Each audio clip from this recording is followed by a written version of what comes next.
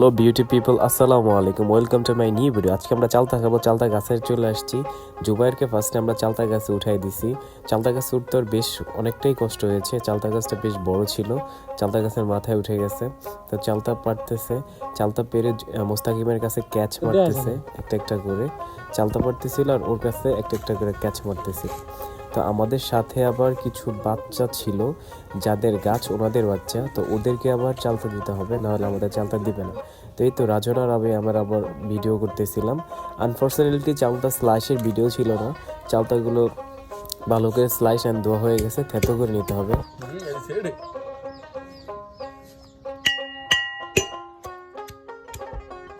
চালতাগুলো থেতো করতেছে, তো থেতো করার সময় খানিকটা প্রবলেমই হয়েছে। সেটার কারণ হচ্ছে থেতো করার সময় ছিটা আসতেছিল।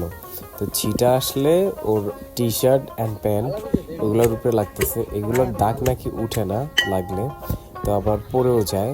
মুশকিলই বেচারায়, খানিকটা মুশকিলেই পড়ছে।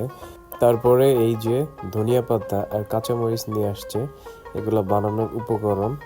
তো ধনিয়া পাতা কাঁচামরিচ ভালোভাবে ধুয়ে নিতে হবে।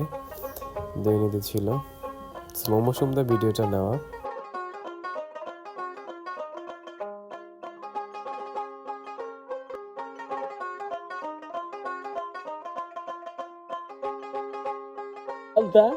থেতো করা শেষ, একটা পাত্রে উঠায় নেওয়া হয়েছে। তারপরে ধনিয়া পাতা কাঁচামরিচ এগুলো থেতো করতে হবে।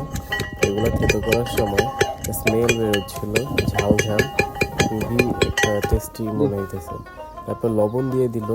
লবণ দিয়ে দেওয়ার পরে থেতো করে রাখা চালতাগুলোকে ভালোভাবে মিক্স করতেছিল। ধনিয়া পাতা কাঁচামরিচ লবণ ওটা সম্পূর্ণ ভালোভাবে মিক্স করার পরে হাত দিয়ে আবার ভালোভাবে মিক্স করতেছে, যাতে সম্পূর্ণ সব কিছু ভালোভাবে একসাথে মিক্স হয়। এই তো চালতাটার টেস্ট ছিল অন্যরকম, পাকা চালতা ছিল তো খুব টেস্টি ছিল। থ্যাংক ফর ওয়াচিং, আল্লাহ হাফেজ। নেক্সট কোনো ভিডিওতে দেখা হবে।